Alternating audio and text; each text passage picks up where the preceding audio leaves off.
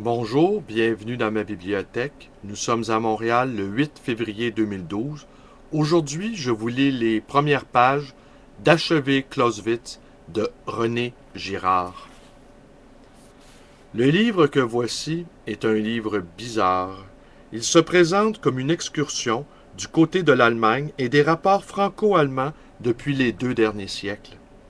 Il avance en même temps des choses jamais dites avec la violence et la clarté qu'elles exigent, la possibilité d'une fin de l'Europe, du monde occidental et du monde dans son ensemble. Ce possible est aujourd'hui devenu réel, c'est dire s'il s'agit d'un livre apocalyptique. Tout mon travail s'était jusqu'à maintenant présenté comme une approche du religieux archaïque par le biais d'une anthropologie comparée. Il visait à éclairer ce qu'on appelle les processus de l'homonisation, ce passage fascinant de l'animalité à l'humanité. Il y a de ça des milliers d'années. Mon hypothèse est mimétique. C'est parce que les hommes s'imitent plus que les animaux qu'ils ont dû trouver le moyen de pallier une similitude contagieuse susceptible d'entraîner la disparition pure et simple de leur société. Ce mécanisme qui vient réintroduire de la différence là où chacun devenait semblable à l'autre, c'est le sacrifice. L'homme est issu du sacrifice. Il est donc fils du religieux. C'est ce que j'appelle après Freud le meurtre fondateur, à savoir l'immolation d'une victime émissaire à la fois coupable du désordre et restauratrice de l'ordre. C'est constamment rejoué dans les rites à l'origine de nos institutions. Des millions de victimes innocentes ont ainsi été immolées depuis l'aube de l'humanité pour permettre à leurs congénères de vivre ensemble, ou plutôt de ne pas s'autodétruire. Telle est la logique implacable du sacré, que les mythes dissimulent de moins en moins au fur et à mesure que l'homme prend conscience de lui-même. Le moment décisif de cette évolution est constitué par la révélation chrétienne, sorte d'expiation divine où Dieu, en son Fils, demanderait pardon aux hommes de leur avoir révélé si tard les mécanismes de leur violence. Les rites les avaient lentement éduqués, les hommes allaient dorénavant devoir s'en passer. C'est le christianisme qui démystifie le religieux, et cette démystification, bonne dans l'absolu, s'est avérée mauvaise dans le relatif, car nous n'étions pas préparés à l'assumer. Nous ne sommes pas assez chrétiens. On peut formuler ce paradoxe d'une autre manière et dire que le christianisme est la seule religion qui aura prévu son propre échec. Cette préscience s'appelle l'Apocalypse. C'est dans les textes apocalyptiques, en effet, que la parole de Dieu se fait entendre avec le plus de force, à rebours des erreurs uniquement imputables aux hommes qui voudront de moins en moins reconnaître les mécanismes de leur violence. Plus ils persisteront dans leur erreur, plus la puissance de cette voix se dégagera de leur dévastation. C'est la raison pour laquelle personne ne veut lire les textes apocalyptiques qui abondent dans les évangiles synoptiques et les épîtres de Paul.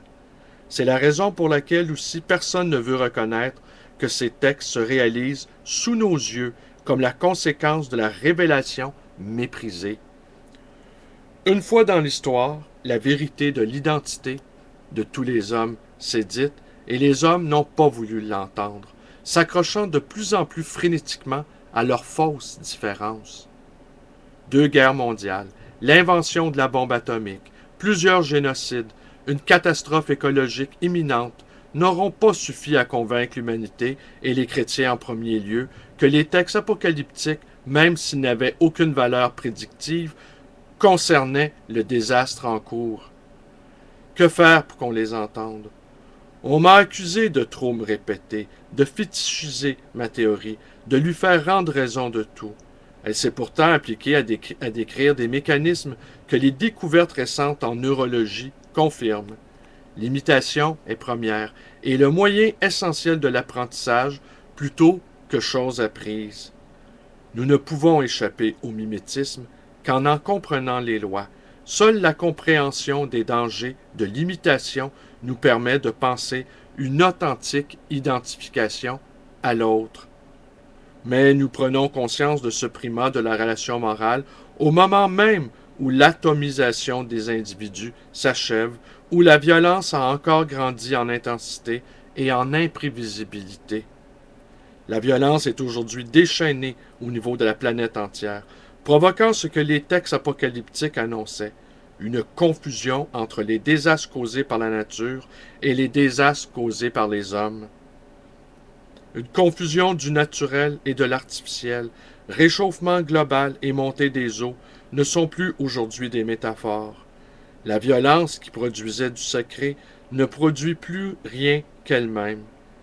Ce n'est pas moi qui me répète, c'est la réalité qui commence à rejoindre, une réalité, une vérité, nullement inventée, puisqu'elle fut dite il y a 2000 ans. Que la réalité vienne confirmer cette vérité, c'est ce que notre obsession maladive de la contradiction et de l'innovation ne peut ni ne veut entendre. Le paradoxe est qu'à se rapprocher toujours davantage du point alpha, on s'achemine vers l'oméga. Qu'à comprendre de mieux en mieux l'origine, on réalise chaque jour un peu mieux que c'est cette origine qui vient vers nous. Le verrou du meurtre fondateur, levé par la passion, libère aujourd'hui une violence planétaire sans qu'on puisse refermer ce qui a été ouvert. Car nous savons désormais que toutes les victimes sont innocentes.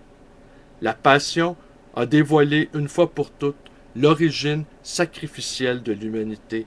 Elle a défait le sacré en révélant sa violence. Mais le Christ a aussi confirmé le divin que toutes les religions portaient en elles. Le paradoxe incroyable que personne ne veut accepter est que la passion a libéré la violence en même temps que la sainteté. Le sacré qui depuis 2000 ans fait retour n'est donc pas un sacré archaïque, mais un sacré satanisé par la conscience qu'on en a et qui signale, à travers ses excès mêmes, l'immanence de la parousie, c'est-à-dire le retour du Christ. Aussi, ce que nous cherchons à décrire comme ayant eu lieu au commencement, s'applique-t-il de plus en plus aux événements en cours. Ce plus en plus est la loi de nos rapports à mesure que la violence croît dans le monde, au risque cette fois de le détruire. Polémos, écrivait Héraclite, est père et roi de tout. Alors voilà, c'est tout pour aujourd'hui. Je vous remercie d'être avec moi. Vous pouvez vous abonner à ma chaîne YouTube, Blalon de sang. Venez me rejoindre sur ma page Facebook. Venir me visiter à ma librairie, le Livre Voyageur, dans le quartier de Côte-des-Neiges, et ainsi que de me téléphoner dans le 514-736-0999. Merci et bonne journée. Bonne journée apocalyptique. Mais on va encore passer à travers, pour l'instant.